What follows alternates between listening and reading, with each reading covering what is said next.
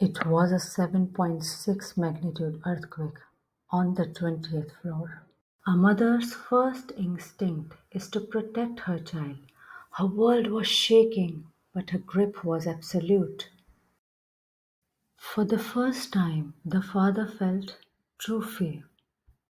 Their urge was to survive, but their choice was to survive together.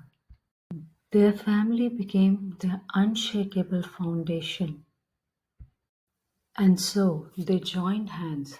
Inside that circle, they found a strength that the chaos couldn't touch. Together, they moved to safety. They learned a lesson for all of us. Protect the bond of your family above all else. It is your ultimate shelter in any storm.